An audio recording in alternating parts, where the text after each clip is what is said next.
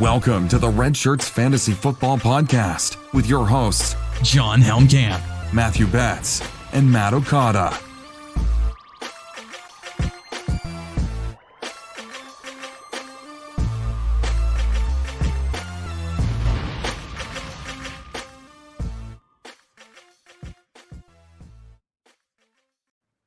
Welcome back into the show, to the Redshirts Dynasty podcast, a ball blast football production. I'm joined by the best beard in the industry in John Helmkamp, the best mustache in the industry in Betz Okada.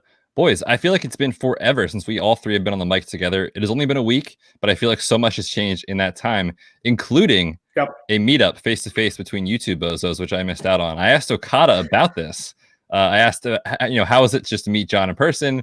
Of course, he had nothing but bad things to say, obviously. True. Of course, just kidding. Yeah. John, I want to ask you the same thing. How was it meeting up with Okada in person the other weekend?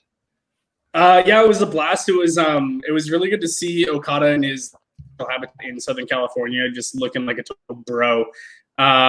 Really fits him well, by the way. But yeah, it was great. It was just a really good time. Got to hang out and just have a couple drinks and sit around and talk football. There was another friend there that was very interested in talking about football for basically the entire evening. So it was like podcasting in person. It was a lot of fun. It was great. It was a good time.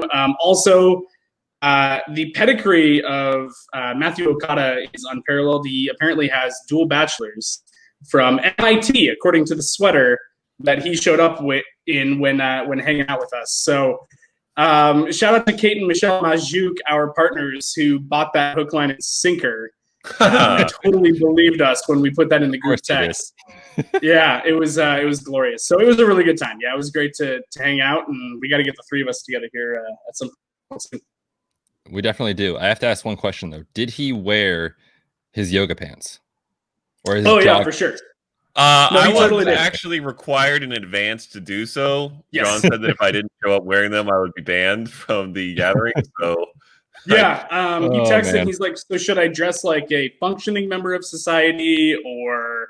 And I was like, "If you're not wearing yoga pants, I'm not letting you in."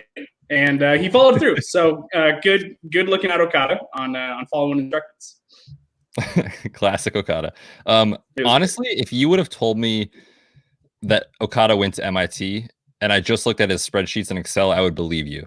Oh, this dude behind the scenes, absolutely crushing the production of the show. Woo! The video production, the Excel, working on the projections, which are coming to Patreon any day now. And honestly, by the time you're listening, they might be already up. We shall see, but those are coming very soon. Our rankings are on the site again through Patreon.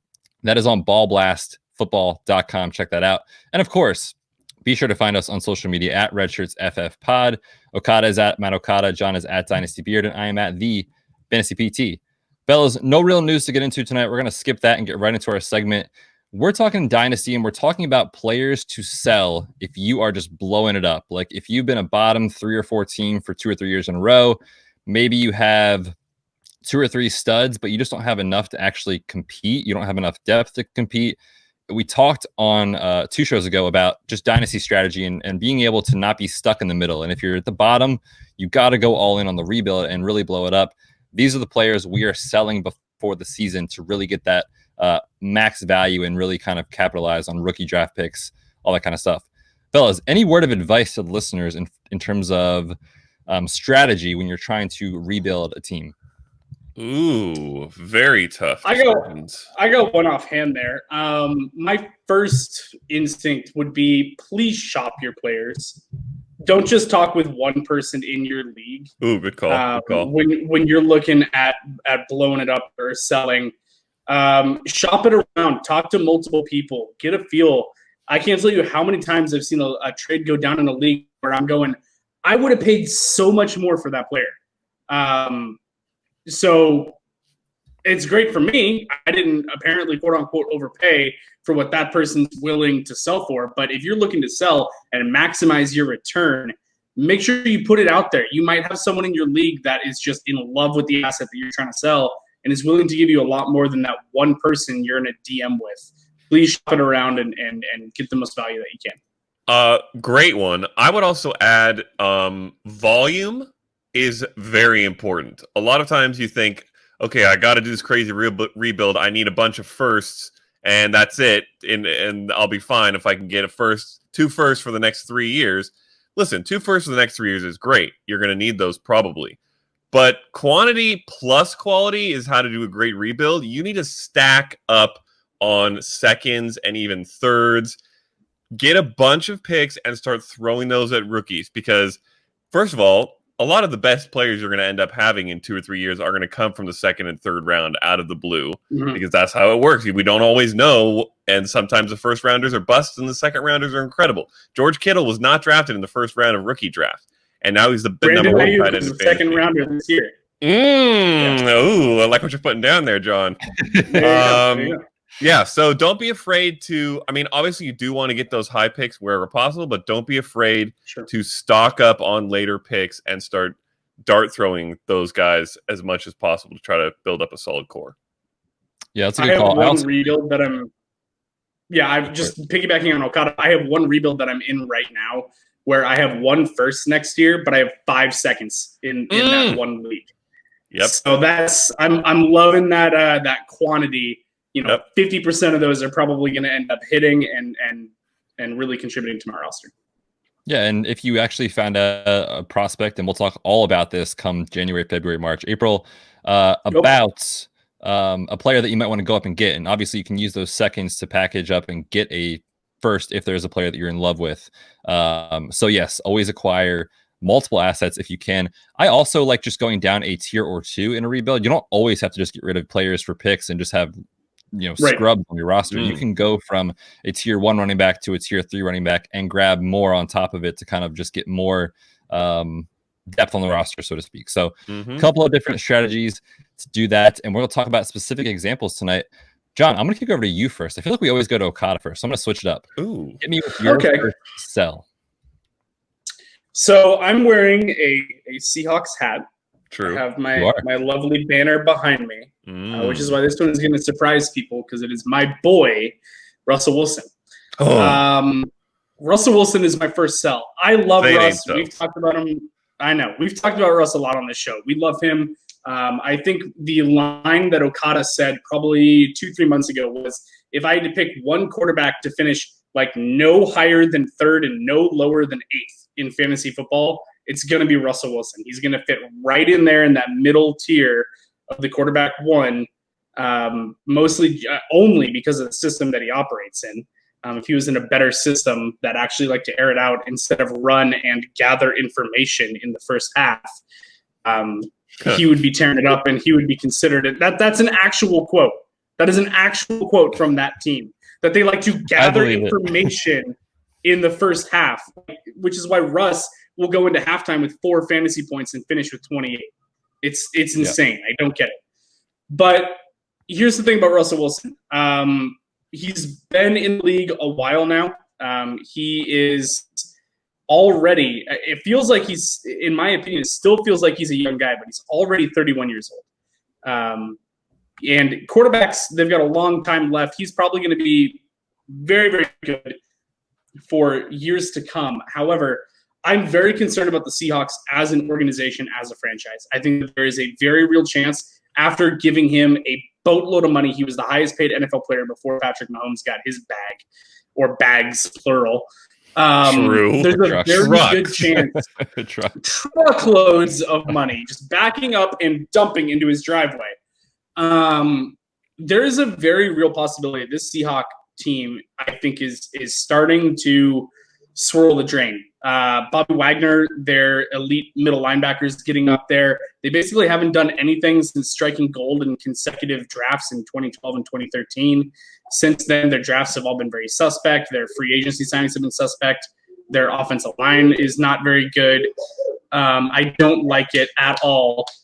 I really think that there's a chance that this is going to end up blowing up in the next couple of years, which is why I think that as a dynasty asset, he might not be great for the long run. He might only have a few years left before this team is suddenly looking at, a 4-12 season. So I would say capitalize while he's at the ceiling, because there's a very good chance that ceiling comes lower in a couple years.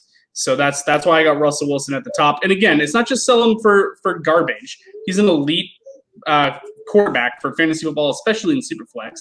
But you can get a truckload for him if you can get him in return for a younger quarterback and you're in a complete rebuild. Like, if your team is Russell Wilson, DeAndre Hopkins, and nothing else, like, you're wanting to get rid of these players to maximize your return, to be able to not just be stuck in the middle. If I can get like Josh Allen or Daniel Jones plus picks in response, then I'm more than happy to do that for Russell Wilson at this point in his career if I'm in a complete rebuild. Whew. That was quite a lot of saddening information about Russell Wilson. It's true. It's very true. So here's the thing. Russell Wilson is a top-end veteran who you absolutely know is going to produce. Which means he's going to sell for a lot, which is nice. It's going to be a big haul. Having said that, I also feel very confident that he's going to captain my Dynasty team even in 3 years when the rebuild of my Dynasty team is done. Unless somehow this fall apart of the Seahawks team that John is talking about does also create a fall apart of Russell Wilson and his offense, which with their two young receivers, I mean, I don't expect them to be very good necessarily. I don't expect them to win the division again anytime soon. But I don't know how much that affects the offense necessarily. Betz, thoughts? Yeah, I mean, on the surface, this sounds logical. I mean, I just will never bet against Russell Wilson being a producing fantasy football quarterback, at least in the near future. And we talk about it all the time for us just being 2 to 3 year dynasty players. I agree. Like, if you can get a haul for Russ in a Superflex and you are a full rebuild, do it. But you could also become a contender in 2 years and be like, man, I need a Russell Wilson on my roster, right? So I'm kind of stuck in the middle on this, like whether I'd be like super into selling or keeping him. Obviously, it depends on value. It depends on your league. And if there's someone willing to be like, I need this quarterback to complete my championship run, then yeah, sell him for max value. I think that makes sense. But man, I'll never bet against Russ. I think to Betz's point at the opener, where you're sometimes looking for players, maybe you go a tier down, get a player and some picks. With Russell, I think I would need to get a player who I feel decent about so that I have a little bit of security coming back with my Russell Wilson sale. Like, I want to get those picks for the upside, but I want to get a little bit of security because of how secure Russell is and what I'm losing there. So as long as the haul is right, I don't hate it. Yeah, I don't want to sell him just for picks. I don't like that whatsoever. But if I can slide down to a Josh Allen whose rushing ability is going to keep him firmly in the quarterback is what Russell used to have. Yeah, and then Russell got really, really good at throwing the football because he works like a madman. So I would be fine with sliding down and still having a quarterback one that there might be question marks around that isn't quite as valuable as a Russell Wilson is, and being able to get, plus for it. You could even get two players in return. You can get like a Josh Allen and then like a running back 2, plus maybe like a second next year for like a Russell Wilson or something along those lines. There's ways to do it where you're filling out your team's, depth and giving you more assets moving forward that I wouldn't hate. But yes, Russell Wilson is very, very good. Do not just sell him for anything. But I think it is a conversation worth having. All right, Okada, over to you, man. Who are you trading away if you're blowing it up? All right. I will start it off with a running back. I have one at each position, but I'm going to start off with a running back. And here's another part of the tip list that you asked about at the beginning. I think that the common thought is I need to sell a guy right before he loses his value. Here's a problem. Dynasty players know fantasy too well these days. The players playing Dynasty in your leagues are not the work league redraft players that we played with 10 years ago who draft based off the colors of the team and what city they live in. These are people who know the NFL, they know the players, they know the teams, they know what's happening. And what that means for me is that a lot of times I need to sell 1 year in advance. I need to do the Bill Belichick. Bill Belichick is renowned for doing this. He will sell a player when they've still got a good year left because he knows that the other team knows that player is still good, but Bill knows that 1 year after that, they're going to lose their value. So he capitalizes on that value while still allowing the other team to be smart. My first player is Mark Ingram. Mark Ingram has another year left as a very good RB2. I think he's going to be really solid in 2020. I think he's going to be a lock every week in your lineup. Super reliable, great redraft value right now where he's going. Great offense, great quarterback. It's going to be solid. After 2020, and maybe even by the end of 2020, J.K. Dobbins is going to take that job. He is too good, and Mark Ingram is too old. He's 30. He'll be 31. He's getting up there, especially for a running back. He's technically even already past the running back prime age, as Betz will tell you. I think he's still playing at a very high level, partially because he never really had the full workload, workhorse style role in his past with the Saints and things like that. So Mark Ingram, 2020, is a good play. But that doesn't help you if you're in a rebuild. Him being good in 2020 does not help you. And after next year, when J.K. Dobbins had a really strong end to 2020, all the other dynasty teams in your league are not going to buy Mark Ingram at the price that you can sell him for now because they also know that J.K. Dobbins is about to take over. So sell him now. You lose out on a good year that wouldn't have helped you anyways. That other team gets their great RB2 for this run that they need to win a championship, and you get a big haul, and you feel good about it. So I like Mark Ingram for now, but I'm selling him in Dynasty if I'm rebuilding. This is the perfect one to look at the rosters in your league and look and say, okay, these 7 or 8 teams are probably going to go for it. I'm going to go talk to them and see who's willing to pay the most for him because, yes, I agree. The bottom is going to fall out very soon at the end of this year. It's J.K. Dobbins' backfield, no doubt about it, with the draft capital, with the fit in Baltimore, with the scheme. I mean, everything we talk about. I like Ingram again, like you said, for this year. But, yeah, if you don't trade him now or at least like in the first month of the season, you're going to lose out and you'll just have basically a worthless asset on your roster that you cannot sell for anything. So, yes, do it now before it's too late. All right. Yeah, good. I was just gonna say, in the words of Mark Ingram, I'm about that. Big trust. Yeah, no, it makes sense. It's good. I think that there is a little bit of hesitation around Mark Ingram right now because of the J.K. Dobbins presence. There's some people out there that fully think, yeah, no, this is still Mark Ingram for a year. There's people that are like, this is going to be 50-50 from day one. It's not going to be.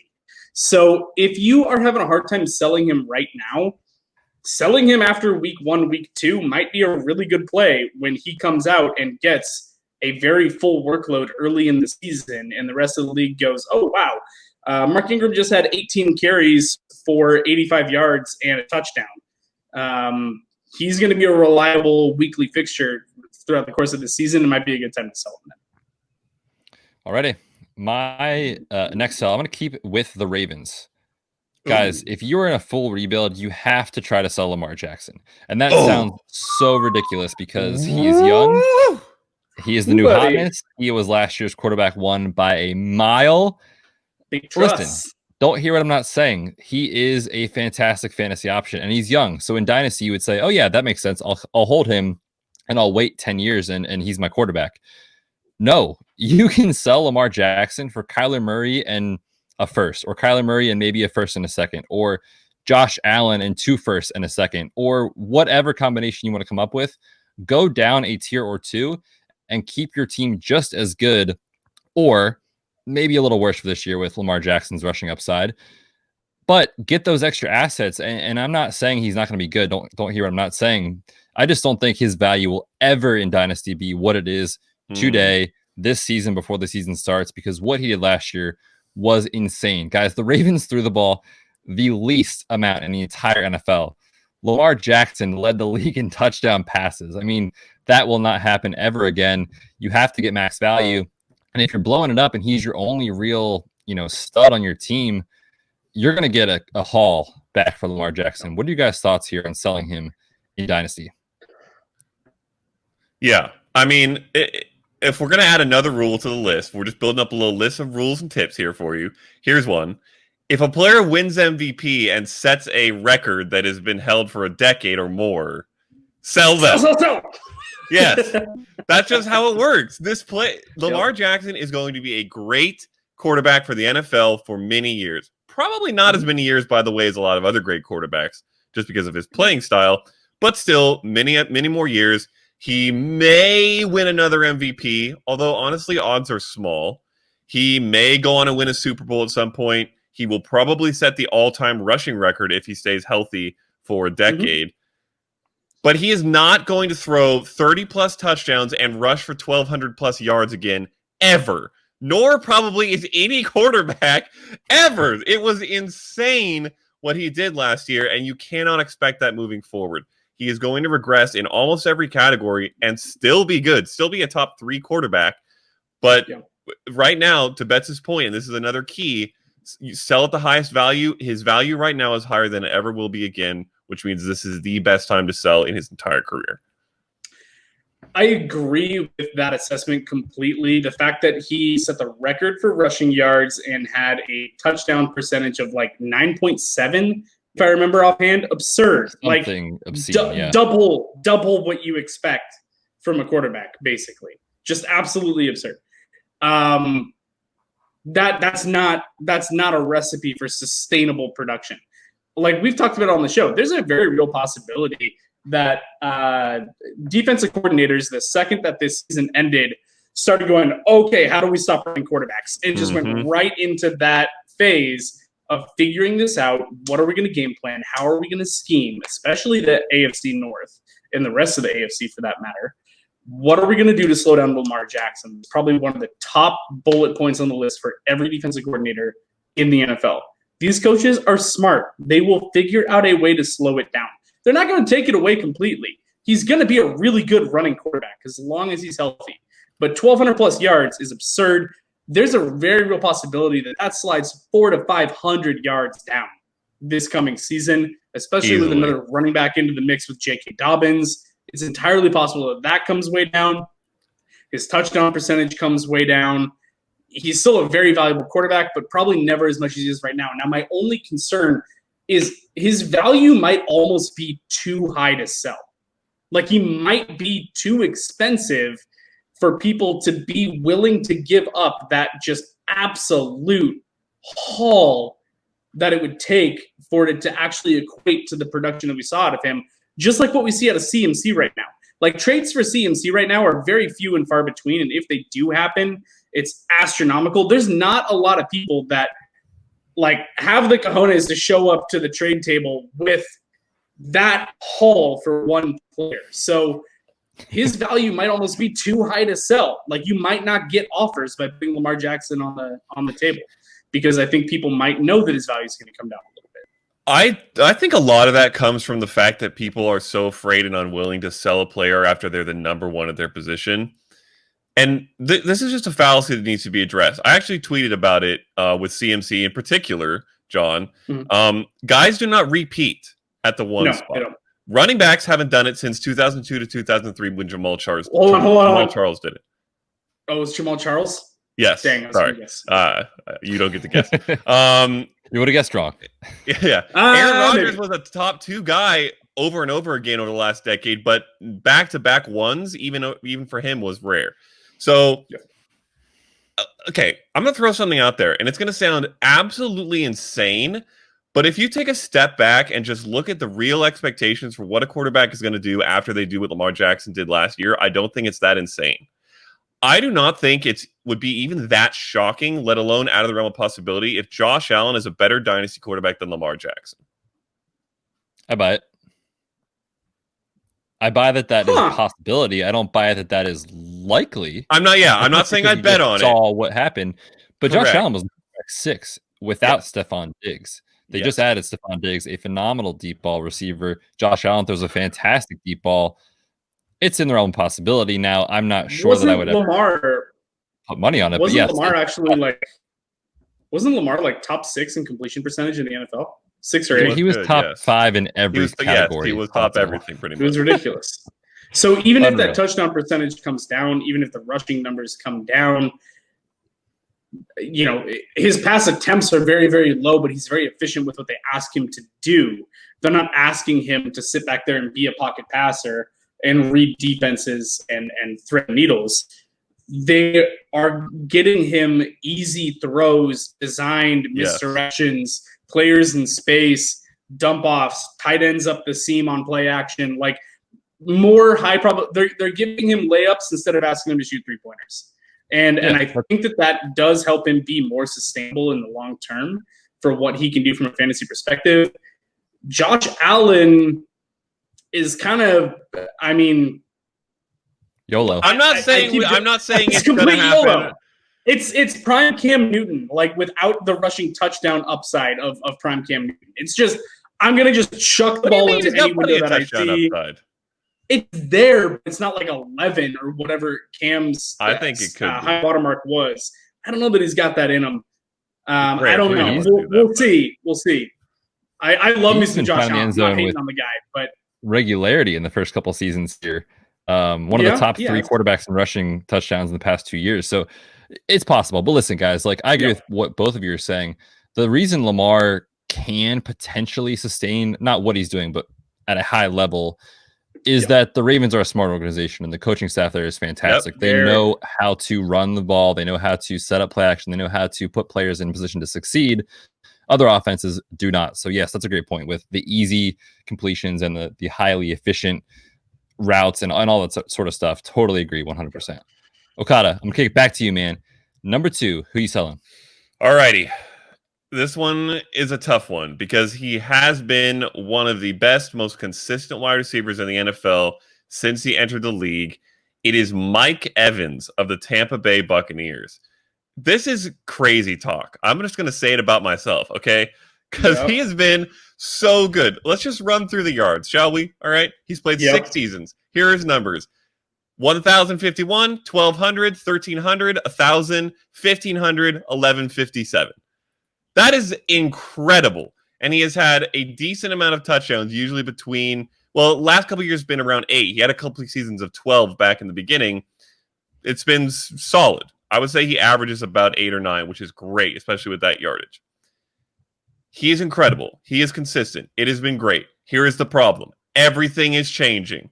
We are going from a Jameis Winston, perfect fit for Mike Evans, chuck the ball up, throw it all the time so that he can get a super nice target count and score a lot of touchdowns because all that they want to do is throw the ball. Now we have a Tom Brady-led Buccaneers team for at least the next couple of years, and then we don't know what happens after that. We have a Bruce Arians-led offense, which, while it did produce a good season for Evans last year, I don't know if it's going to be... Well, let me put it this way. I think the team is going to be better. And with the team being better, it hurts the value for the receivers and even the quarterback because there's not as much need to throw.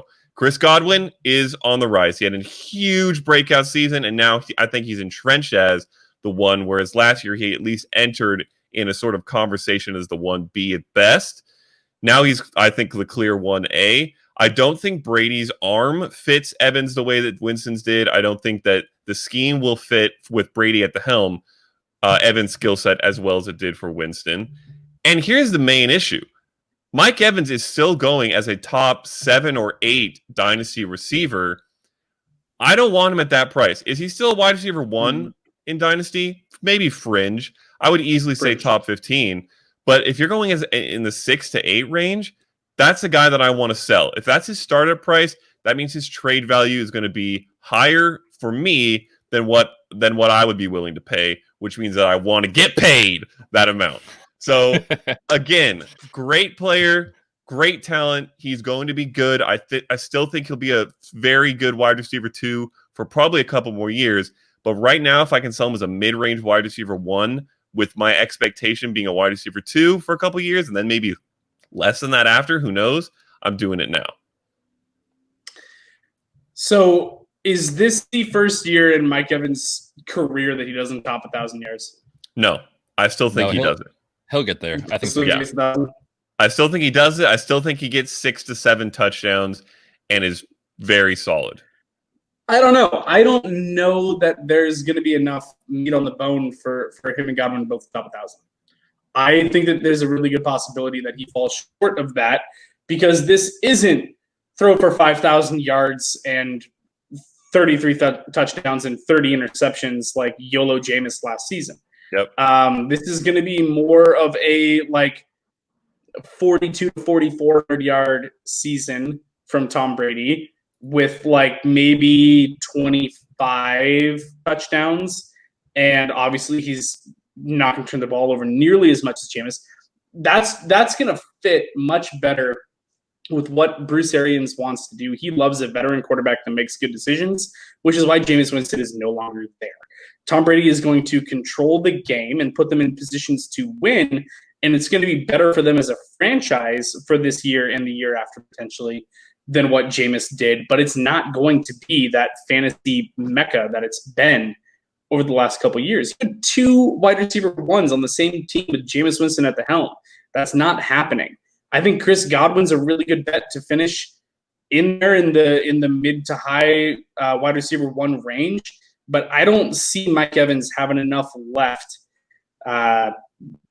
for him to produce at that level. I think there's a really good chance that he falls short of 1,000 yards. He can still put up 6 touchdowns. I think that happens, and he could be a valuable wide receiver too, but I'm completely with you. I'm out at the price that he's currently going at.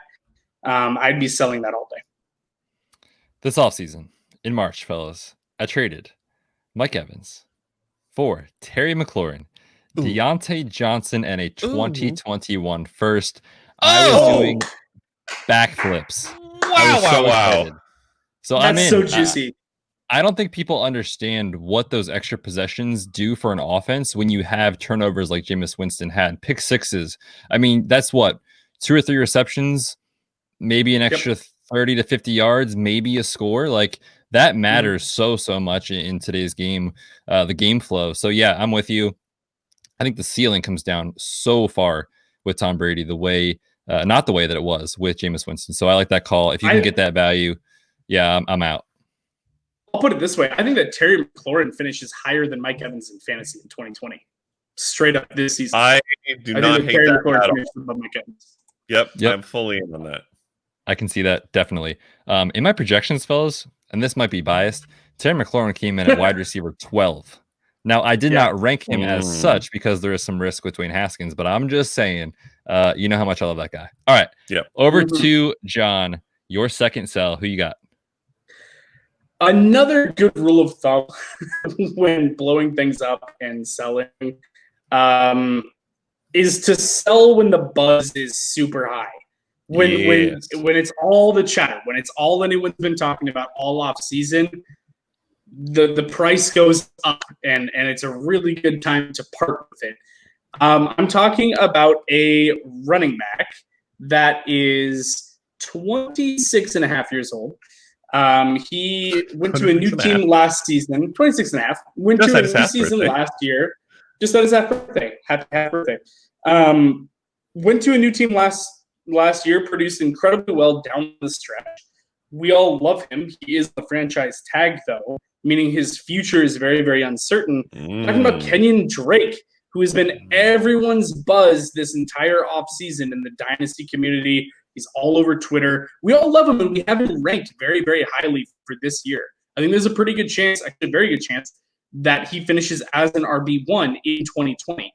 But I don't know what is going to happen with him after that. I don't know if the Cardinals are going to pay up to keep him or draft his replacement next year, or if he's going to move on to another situation at 27 years old where he's not in a lead back category. I have no idea what beyond 2020 looks like. So if I'm in a full-on rebuild and I'm not competing in 2020 and I don't know how he's going to help me in 2021, I don't want it. It's time to be gone. All he's going to do is help me finish closer to the middle of this year instead of lower where I can get a higher first-round draft pick in the 2020 class. So I think it's a great time in a full-on rebuild to move away from any player that you don't think is going to be potentially in a great situation 2 to 3 years now when you're at a point where you're looking to compete. So Kenyon Drake is the kind of running back for me, where if you're 2 years competing, you're expecting him to contribute highly to your team at 28, 29 years old, and you don't know what he's going to be on. I'm out in Dynasty at that point. It's time to move. Betz, I think you might be a little higher on Drake than I am, so I want to hear your feedback on this. Yeah, for me, this makes complete sense. I mean, there is not a more, I think volatile is a good word, third round startup pick right now than Kenyon Drake. I mean, I just can't imagine starting my draft unless I'm like full on, like I'm going to win this year type of startup draft, that I would ever consider Kenyon Drake in the third round. It makes no sense to me, given the fact that, the contract isn't great. Obviously, he's on the tag, and they're probably going to sign him again, but maybe not. And we really haven't seen him outside of half of a season sustain an entire year's like workhorse role. So I'm not sure what Kenyon Drake's ceiling is. I'm very excited to find out in redraft leagues, but man, in Dynasty, same with Lamar Jackson, his value might not ever be as high as it is right now. And at the third round startup price you have to pay, yes, 10 out of 10 times I will sell at that price. Yeah, so what I'm hearing here, guys, is that maybe you should be aware of contract situations by checking out Over the Cap and Spotrac, which you would be doing if you listen to our Dynasty 101 episode, where we talked about big tips and tricks for being better at Dynasty. Get to know contract situations. They did not sign Kenyon Drake to a long-term deal. They may do so. And if you happen to hold on to him until that moment, that's probably even better potentially, because in 3 years, when you're ready to compete, I still don't know how great I feel about Drake, and it's probably not more than a 3-year contract, even when they do sign him. It'll be 2. Like, I don't think he gets 3. Exactly. No way. But the team that's competing for now is going to love that and feel like they're getting more than just a 1-year rental, which ups the price even more. But even before that happens, I agree. He is a good sell for now because he is a great 2020 redraft pick. If you look at our 2020 redraft rankings, and then you look at our Dynasty rankings and you see a large gap, those are the guys you want to sell, and that's the kind of guy you're looking at with Kenyon Drake. Yeah, that's a great strategy. Is just compare those redraft rankings, compare the Dynasty. If there's a massive difference, there's a reason why, and you should definitely be thinking about that as an owner. Like, okay, why is it so different? And then look at all those reasons that we're laying out, and do that for yourself too in your rosters. Like that call a lot, Okada. Fellas, going to pause for a quick word from the sponsor of tonight's show. We haven't talked about tiny whiteboard workouts in a while, but my good friend John Williams came to me and he said, "Hey man, I have a new podcast. I want you guys to tell your listeners all about it." Guys, if you like our podcast, you're going to like the Tiny Whiteboard Workouts podcast, okay? This is a health and fitness podcast for the everyday athlete. It's co-hosted by John, who's the personal trainer, and a strength and conditioning coach, Nate Garcia. They explore health and fitness topics such as learning how to run, how to fix injuries, which as a PT, I like, and how to optimize your athletic performance. On Monday, August 3rd, mark your calendars. They're going to be releasing a special episode with Gary Reinold, who is known for telling people why they should not ice their injuries ever. As a PT, I'm going to be tuning in to check this out because there's some new research that is intriguing about this. So yes, check that out. Tiny Whiteboard Workouts podcast. You can find it anywhere: Apple Podcasts, Spotify, Stitcher, everywhere that you listen to our podcast. They're there as well. Nice. All right, boys. This one that I'm going to bring, I feel like it's spicy. I felt like Lamar Jackson was spicy, but this one too, man. I'm selling Dalvin Cook if I'm blowing it up in my Dynasty League. Again, the upside is massive. He is a top 5 back in redraft leagues. He is going to be a workhorse. Check all those boxes. You want him in redraft, yes. Or do you? I wrote an article about players I'm not touching at their ADP with injuries. Spoiler alert, this is for the Patreons. Dalvin Cook was the poster child, the cover boy. Listen, that shoulder is a massive concern. We are talking about shoulder injuries going all the way back to high school. Having his shoulder have surgery on both sides, labral tear on each side, has surgery to repair too. What do you know in college? Another shoulder injury, another shoulder surgery. Last season, 2 additional shoulder surgeries, one on each, or I'm sorry, not surgeries, injuries, one on each side. Did not have surgery on those. And while one of those did not necessarily need it, the other one I'm kind of concerned about. And I think there's a huge risk with Dalvin Cook this year alone, but also looking at next year and moving forward.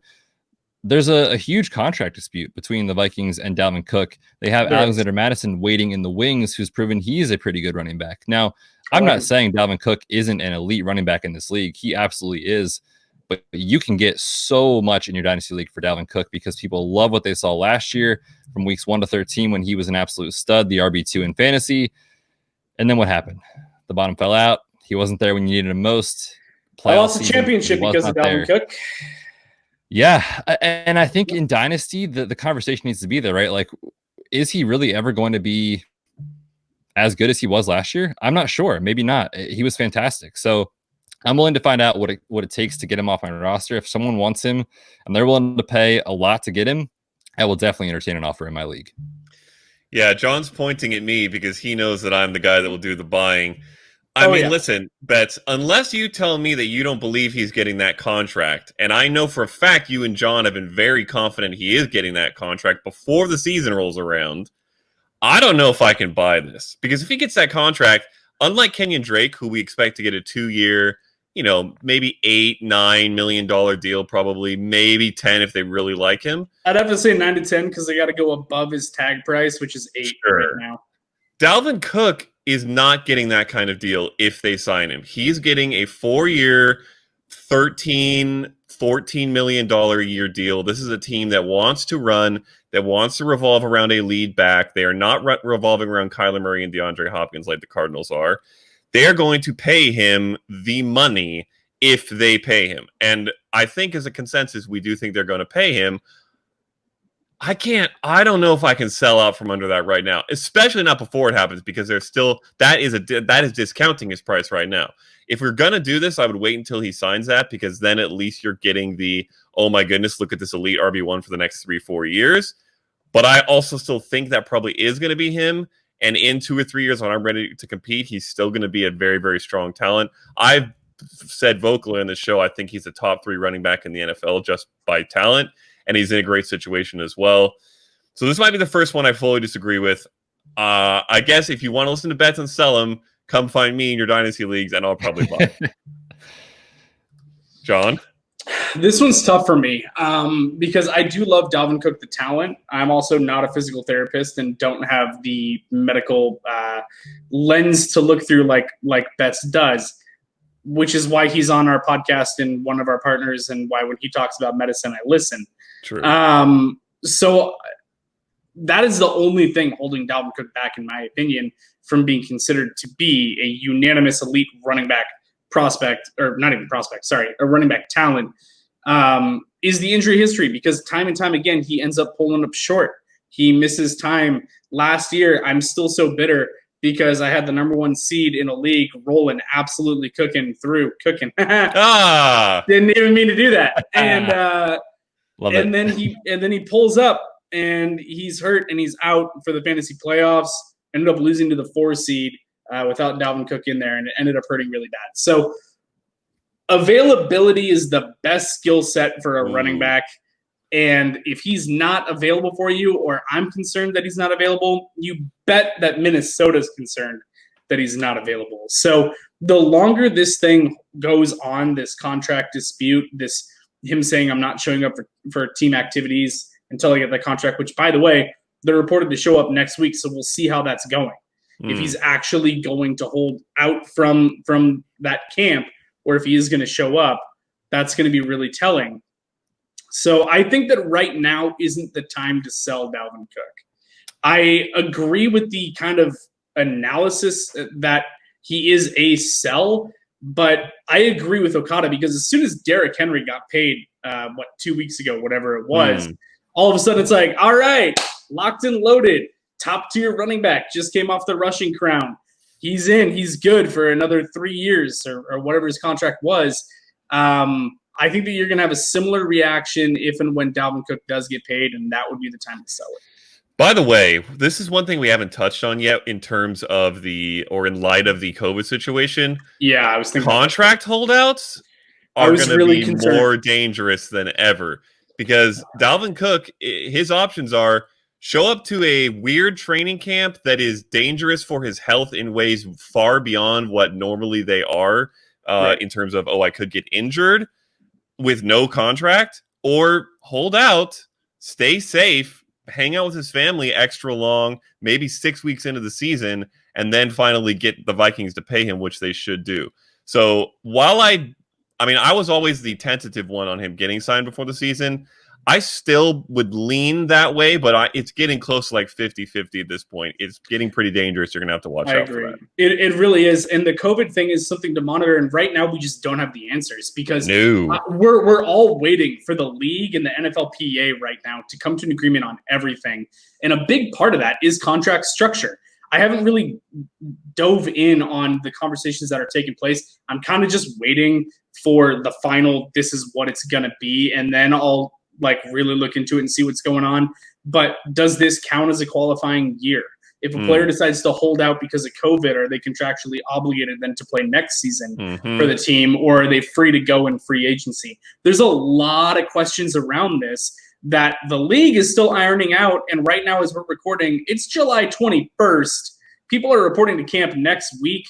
I think they've already proposed today that there's not going to be a preseason. I don't know if that got approved or not. Did that end up getting completely approved? Yeah, no preseason. Yeah. So, I mean, undrafted free agents, rookies are going to have a hard time. It's just a weird off season, and we're just waiting on the league and the NFLPA to have the final, okay, we've agreed. This is everything. This is how we're conducting business this year. And then we can kind of start thinking about the ramifications of that from a contractual standpoint, free agents, people deciding to opt out, what that's going to look like, and really start diving into that and try to help you guys navigate this as best as we can when that ends up happening. Yeah, and I will say to Okada's point too, if he gets signed to that second contract, that does change some things in my mind, but it also tells me, the historical data about running backs producing on their second contract is not great.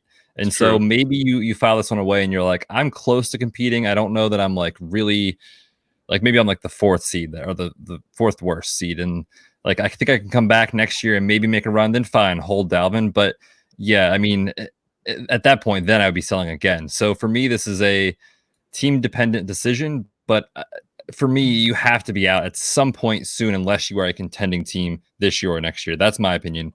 Anyway, on Dalvin, that's enough on him. Let's go to a wide receiver. John, you're selling one of the best, maybe the best wide receiver in the NFL. Tell people why. No, I'm not selling the best in the NFL because that would be Julio Jones, and I'm never selling Julio. Never selling Julio. Hey, real quick, back to the Dalvin Cook. Sell him for Jonathan Taylor in a first. Just saying. Yes, please. Smash that. In a rebuild, yeah. So I am talking about a wide receiver that has just changed teams. I'm talking Randall Cobb. Yes, absolutely. That's what I'm talking about. 30,000-year-old slot receiver Randall Cobb reunited back with Mike McCarthy in Dallas. No, it's not. I'm talking about a very elite wide receiver that just changed teams. He's in a new system. He has more competition for targets. Stop it, you two. He's in a new system, in a competition for targets, in a weird offseason where he's not going to have an opportunity to get on the field with his quarterback and get on the same page early and often. I'm talking about DeAndre Hopkins, who, for so many reasons, I have red flags just going off in my head around this. When he was in Houston, it was him and a bunch of injured wide receivers, and that was it. He was the safety valve for Deshaun Watson when things would break down and he actually did feel like throwing instead of running. He was the go-to for everything. It was just throw it to DeAndre Hopkins and let him come down with the ball. He does not have that built-in chemistry with Kyler Murray yet. We love Kyler Murray. We're very excited about this Arizona offense. Kenyon Drake, another person that I just talked about previously, same team. But DeAndre Hopkins, in my opinion, is going so incredibly high as an elite fantasy football wide receiver. We all talked about this with Odell Beckham Jr. last year going to Baker Mayfield, thinking it's just going to be nothing but sunshine and roses and everything's going to be great. And yes, Odell battled some injuries, and I know that slowed down the season. I totally get that. But it takes time for wide receivers to adjust to a new team and a new quarterback and get on the same page, especially in this offseason where they're going to have such limited reps together before this season does end up kicking off. I'm very, very concerned about DeAndre Hopkins returning elite value, which is how he's going right now. To what Okada said earlier, if he's going higher than I want to take him in redraft, it's a really good time to sell somebody. And that's where I'm at with DeAndre Hopkins right now. Love him as a talent. Absolutely love the wide receiver. If I'm in a win now team, I'm still keeping DeAndre Hopkins. Or if I'm close, maybe in 2021, he'll be kind of back up in that elite echelon. I don't think it's happening this season. If you're not competing, I'd sell him for name value. Trade DeAndre Hopkins for DK Metcalf in a first, or AJ Brown in a first, or something along those lines. I would do that in a heartbeat. I think that's kind of the play here with that quarterback. Man, I hope that our listeners... I don't know why I said quarterback. I'm sorry, wide receiver. I hope that our listeners have not tuned out as a result of us telling them to sell all the best players in the NFL. We're like, sell Lamar Jackson, sell Mike Evans, sell DeAndre Hopkins. Here's the thing, guys. They have been the best for long enough that they're going to stop being the best sooner than later. And agreed. I agree that the time has probably come for DeAndre Hopkins. Listen, I actually thought that I might like him even less this year than I ended up liking him after my projections were done. But even after that, I still have him as my wide receiver 9 for 2020.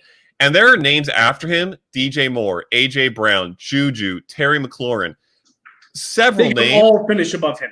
Yes, and in Dynasty, because of the age difference, they're going to jump him regardless. Like soon. even though my 2020 rankings are not quite there yet, they can do that this year and will do that in Dynasty, and probably already are there in Dynasty. Meanwhile, he's ranked for most people in the top 5 of receivers, oftentimes the top 3, depending on where you have Tyreek Hill and Chris Godwin, usually in that mix with Hop. So he's incredible. He is a massive talent. He has a good quarterback. It is a good offense, I believe. But just from a price standpoint, it all boils down to that. What you can get for D-Hop right now is better than what you're going to get in your fantasy lineup. So I like it, even though I hate it. Good call by John. Thank you. Appreciate it. You love to hate it. I mean, yeah. It is you hate to love it, you love to hate it. Yep. What he could be with Kyler, we just don't know. But the thing is with Deshaun Watson, I mean, Bill O'Brien loves the run, pass, right? First down run, second down run, third down, Deshaun Watson, figure it out for us. And every time it was DeAndre Hopkins, every time. And Kyler Murray is an absolute star in this league, going to be elite. What we saw last year was not a fluke. He was getting very good at spreading the ball around to multiple receivers, which for fantasy, maybe we don't like. But in real NFL, I mean, that is key. So, yes, I don't think the target share is there. I've got him projected for a 23% target share compared to his normal 29, 30, 31. Absolutely ridiculous. His targets over the last, 5 years? We're going back to 2019 insane. All the way to 2015. 150, 163, 174, 151, 192. I mean, come on. Way unreal. Up. So, yeah, I mean, that's coming down, and certainly the ceiling may not be the same as what it was. So if the value's there, I think it makes sense, especially in a team where you're just like, all right, I'm out this year. Let's see what happens next year. Yeah, I think that's a good call. Okada, back to you, man. Hit me with your last one. All right. Well, it's very, very connected. So it actually works out great as a follow-up. It is DeAndre Hopkins' former quarterback, Deshaun Watson. Yes, that's right. Sell another player that's one of the best at his position. Here's the thing with Deshaun Watson, and I actually think he's going to drop in my 2020 rankings after a blurb that I just wrote for a Patreon article that's coming out very soon on ballblast.com or the Ballblast Patreon, patreon.com/ballblast for all you patrons, talking about guys to fade in 2020. And for me, it's 2020 and potentially beyond for Deshaun Watson. Yep. And it's because of what John just talked about with what DeAndre Hopkins was to that offense. Absolutely insane. Betz listed off the target numbers, but I looked a little bit deeper for this article at percentages of production. Listen to these numbers, okay? This is the percentage of Deshaun Watson's production that Hopkins has accounted for in Watson's career. 32% of his targets, 33% of his completions, 34% of his yards, and 35% of his touchdowns. Over the last 3 seasons since Deshaun Watson entered the league, those percentages rank first, and second behind only Big Ben and Antonio Brown in touchdowns. The amount of Deshaun Watson's value that is tied to DeAndre Hopkins is insane. By far the biggest of any duo in the league over the last few years. Do your arm thing for me. Yeah! No, get Will Fuller out of my face. Get Brandon Cooks out of my face. Get Randall Cobb out of my face. Get Kenny Stills out of my face. These are all wide receiver 2s. Brandon Cooks is a fringe guy, but never going to be the elite. Almost you could say bell cow, but from a wide receiver standpoint, that's what DeAndre Hopkins was. Every time that the play broke down, every time that it was, Deshaun Watson getting chased, he was holding the ball extra long, which is why he gets sacked so often, and looking for DeAndre Hopkins. And because Hopkins is arguably the best, certainly one of the best receivers in the league, he managed to get open. And even if he wasn't, Deshaun Watson would just chuck it at him, and his 20-foot wingspan and gigantic mitts would come down with the ball. That is all gone for Deshaun Watson starting at the week 1 of 2020, and it is going to hurt a lot. My current redraft rankings have him as QB 10. I think he might drop after this recent article. I think he's going to be outside my QB1 range. I think it's going to hurt really, really bad. Granted, Deshaun Watson is a great quarterback. And I even wrote in the article, after 2020 is over and we've watched him suck it up for a year, quote unquote, relatively speaking, go buy him in Dynasty. But right now, before 2020 starts, with how much everyone still believes in him, I'm selling him now, and then I'll go try to buy him back later if I can at a lower price. Because from week 1, 2020 to week 17, 2020, his price is going to drop a lot. Yeah, it is very, very concerning. I don't know what Bill O'Brien was smoking with that trade. I don't get it whatsoever. He's got some Bill O'Brien magic juice that he drinks, and it just sends him on a whole nother level. It's just not great, Bob. Don't understand it. Don't get the trade whatsoever. But anyways, I mean, Deshaun Watson's got to just be absolutely furious. Like, really? You trade away my all-pro wide receiver 1, who was the only thing I have going in the passing game, when I already have a terrible offensive line. Now it's going to be the play breaks down. Some defensive lineman is chasing Deshaun Watson. He slips out to the side, and he goes like this, and no one's there. Nope. So he's going to end up taking the sack or having to scurry out of bounds for 4 yards or whatever it is. It's not going to be good. I'm very, very concerned about Deshaun Watson. He's being still so overhyped because of talent alone, and he is incredibly talented. Love him as a player. But without that supporting cast, without those receivers, you can only get so much out of nothing. And they really have nothing at wide receiver. Did nothing to address it in the draft other than late. They didn't go early on wide receiver, which you thought they traded away DeAndre Hopkins. Maybe they better get a good target for Watson, but they didn't do it. They didn't even take a running back. I don't know what they're doing. It makes no sense to me. I'm very confused and concerned about that offense as a whole. I'm probably not going to have any shares of any offensive player in the Houston offense at all in 2020. It's so tough because, like you said, Okada, I mean, Deshaun Watson is fantastic, especially for fantasy. I mean, without Deshaun Watson there, that team is a 3-win team. I mean, it's so bad. Him and Russell Wilson, like so same thing. Yeah. Like he and Russ He's are done exactly the same. So much. So for me, if I'm selling, I need a lot to get him because I agree with everything you just said. In 2021 and beyond, he'll figure it out. They'll get him a weapon, hopefully, and he'll be able to sustain production. I'm not quite as concerned because he just takes over games the way that we want from a fantasy quarterback. His rushing yard average is well north of 6 yards a carry when the team is losing. When the team is winning, he is around 4 yards per carry because he doesn't really take over, put the team on his back and go. And so for fantasy and for rushing upside, that matters a ton. Now, I agree with what you're saying. Losing DeAndre Hopkins, I don't think we can talk about it enough. I mean, it's so important. So if you can get value, I'm okay with it. But I think I'm also okay being like, if I'm going to hold 1 or 2 like key cogs in my team in a super flex league, Deshaun Watson might be one of them, and just kind of let him come down a little bit and make my draft pick better in the following rookie draft if your team is worse, if that makes sense at all. So I like it. I'm hesitant. I'll say that. All right. Can we play a quick, oddly set up name game bets? Sure. All right. Here's what I want to do.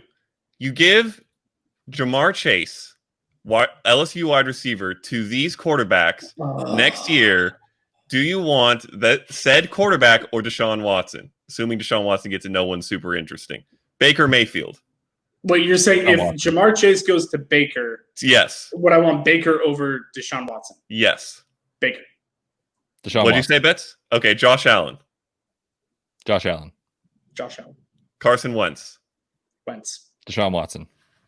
Ooh, Betz. Okay, Betz is in. All right. All right. I mean, I just trust him. You know, like he's like Russ. Like it was so hard for me to sell Russ. It'd be so hard for me to sell Watson because I just think he's that type of player in this league. And I don't think we've seen the ceiling yet for him, really. But you need a Hopkins to get there. So it's kind of, I'm stuck in the middle, and it really is tough. But I think it's all about value and what you're going to get for him. I'm willing to find out, though. They better get him a top 5 wide receiver. They better get him a top 5 wide receiver in the 2021 draft. That's all I got to say. If they get him, Chase, I'm taking him over almost everybody, to be fair. Oh, yeah. Give him Chase or Rondale Moore. Or one of those guys would be absolutely fantastic for him. But, man, they got to do it.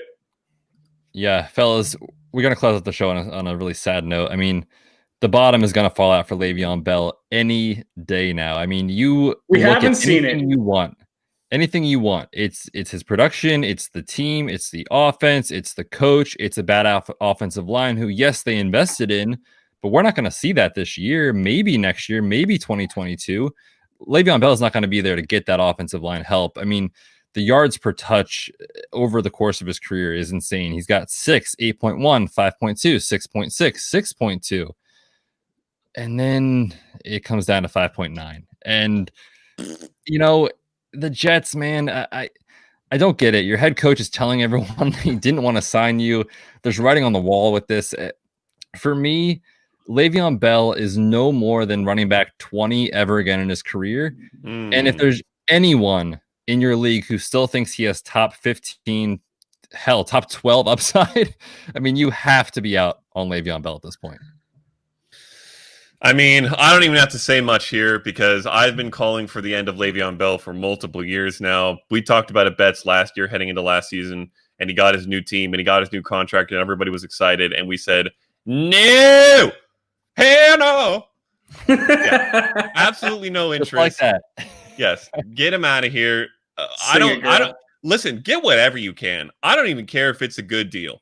If you get a high second, freaking do it, man. If you get a mid-second, maybe even. I am not interested in having Le'Veon Bell on a rebuild. Yep. Yeah, same. Moving on. I got there's nothing else to say. I hate that offense. I hate Adam Gase. Le'Veon Bell has always been an overrated running back on an elite offensive line when he was in Pittsburgh. He doesn't have it anymore. He showed that he cannot operate as an elite runner and create his own opportunities anymore. Maybe he had that a little bit in the early part of his career. He doesn't have the legs left now. Yeah, it's not good. That offense as a whole is going to be atrocious.